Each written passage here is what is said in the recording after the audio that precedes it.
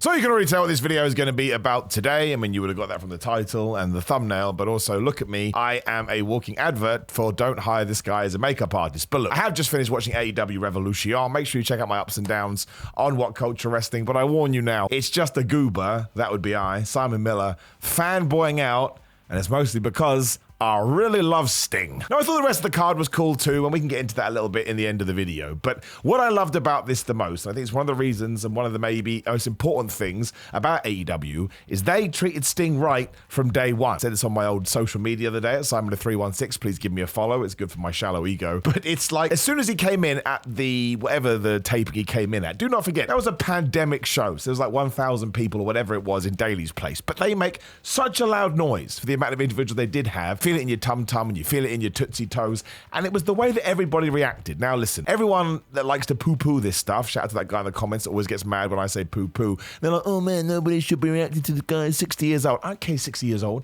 I don't care if he's 14 years old. I don't care if he's 79 years old. If you have managed to build up an aura for yourself in whatever the profession, the whole point is people need to sell it, right? They need to sell it, they need to react to it. Otherwise, what the flub are we doing? Now, I can't exactly remember who was beating up the good guys. Obviously, Darby Allin was there and Cody Rhodes was there and somebody else was there. And they all looked at Sting like they'd seen a ghost. It's like, well, how are you here? That doesn't make any sense. We all thought you were dead. Like some crappy B movie that secretly you love.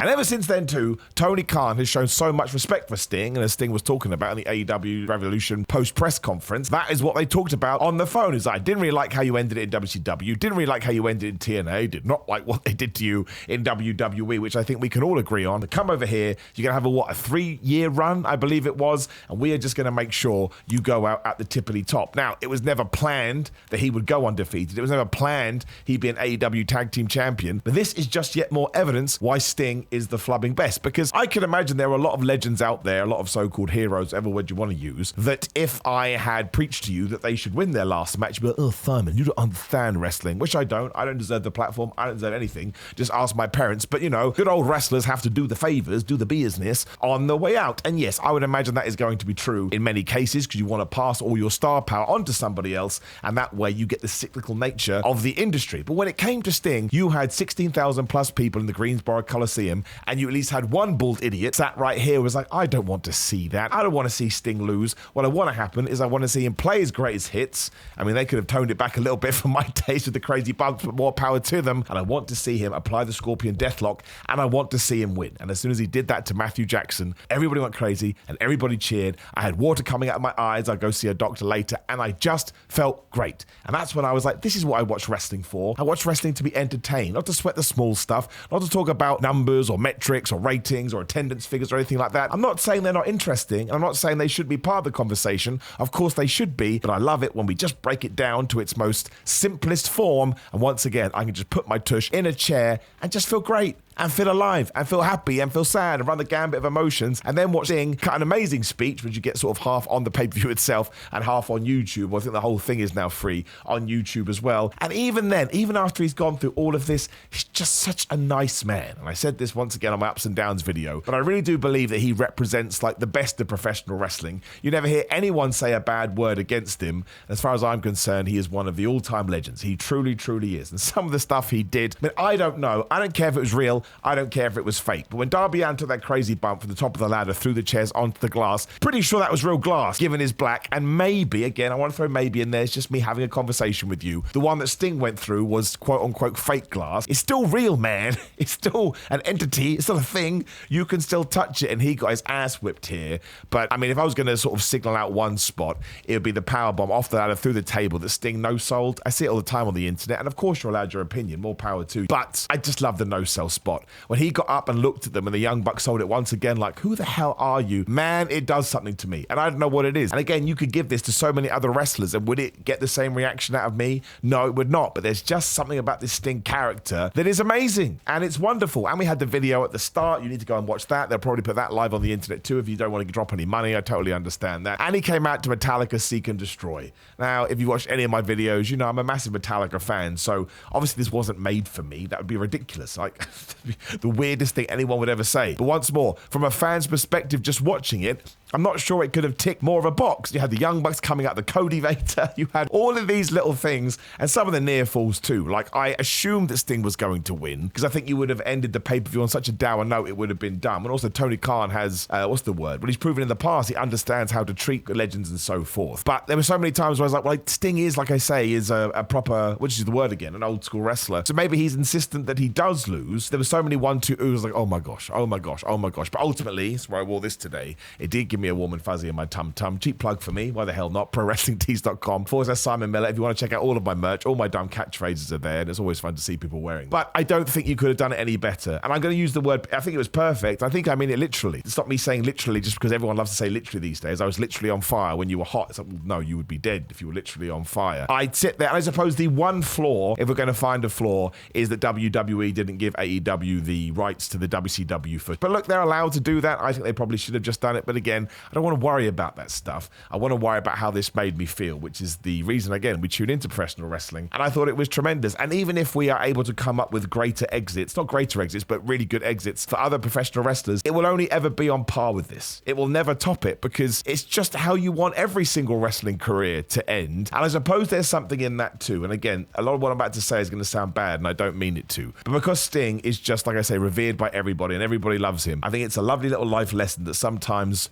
the positivity you put into the world doesn't happen all the time, but sometimes you will get it back. And I think that's what hit me too. You know, it's just like, man, can't think of a nicer way for a really cool guy to be able to say goodbye to something he's done for the last 40 years or whatever it was. And of course, we had his stuns, dressed up a Surfer Sting and NWO Wolfpack Sting, and they did the Stinger Splashes. My word, they're better than Stinger Splashes I do, and I'm meant to be a professional wrestler, so I've got to up my game. But yeah, 10 out of 10, 5 stars, platinum ups as I gave on ups and downs, but there's a twist there again. You're going to have to go watch it if you want to find out. Hell yeah, man, and fair play to Tony Khan. Like, he gets a lot of stick from some people. Oh, he's just a fan, he's just a fan. I think that is a silly thing to say. But the absolute positive of him being just a fan is you get stuff like this, and I don't think you'd actually ever even come up to do it unless you understood what we were trying to do. So look, I understand it's hard time economically if you can't spend the money. See what you can find on YouTube from the AEW account. They're putting loads of stuff out there. But it was tremendous. It was brilliant. And it's just 2 thumbs up from me. If you do decide to get the show, though, I think you're in for a right treat as long as you enjoy the kind of professional wrestling that AEW does. That's always the criticism. Well, I don't like what AEW does. Well, you're allowed to not like it,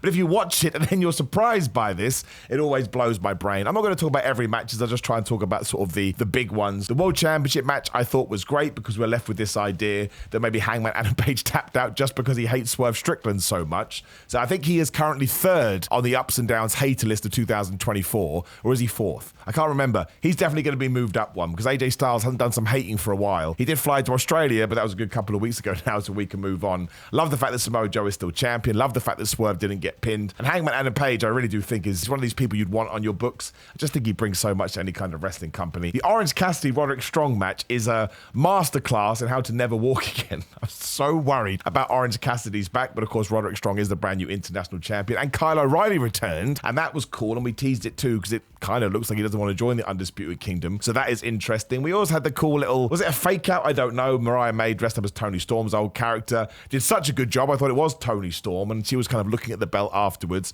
after Tony Storm did retain. So we did that as well. Wardlow winning the All-Star Scramble is what we should have done. I presume he was going to win Meat Madness too. I would do that. I said this ups and downs as well. I would do that program on TV. Samoa Joe versus Wardlow. And I don't think it's the worst idea that Wardlow wins. Now that will blow people's brains. You can't do that. But it's rare that we get a World Championship win on AEW TV. Everyone keeps talking about the ratings. That may spark something. Wardlow doesn't need to hold it for a long time. As long as you come up with the right story to explain why he loses it, someone has to have a short-term world title reign in AEW. And I think because Wardlow just needs to justify his moaning, and he finally needs to, what's the word I'm looking for here?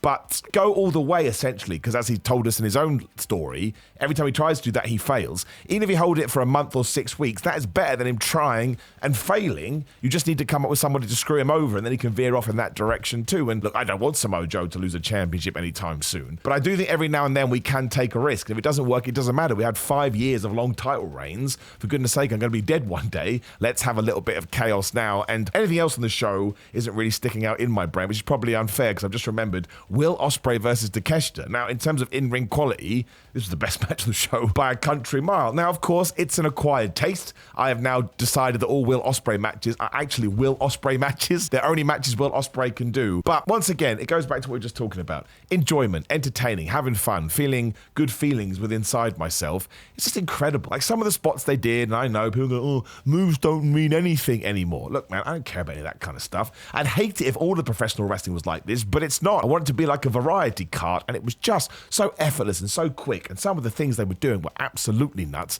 It's like fast forward, they're taking crazy bumps on their damn heads. No idea how they're still walking around, but it was just a tremendous athletic contest. And the spot where I'll probably get it wrong, but I think Will Ospreay went for Stormbreaker. Takeshita got out of that. He hit a scrunchie, I think, and a big knee, and a German, and then Will got up, hit the hidden blade, and then Takeshita kicked out at 1. Listen to the reaction, right? You should do the things for the live crowd and then hope that sort of translates to the people at home. 16,000 people lost their mind at that, and so did I. So Will Ospreay gets his first win at AEW. This really is going to be a very interesting run because he is so one of a kind that if we get all the other elements right, which we absolutely can, it really could be something we talk about for a long time. Otherwise, Christian Cage also defended the TNT title successfully over Daniel Garcia. Kind of surprised me because I think you could have had Daniel Garcia won, but we're clearly going to continue the story on because of the damn patriarchy. And I think that was everything. I can't think of anything else that we need to get into, and mostly this was just a video. Well, it's twofold. One, I wanted to talk about Sting, but two, I need to wash the Sting makeup off, but I wanted to do the Sting video first, so I just thought I'd throw all my thoughts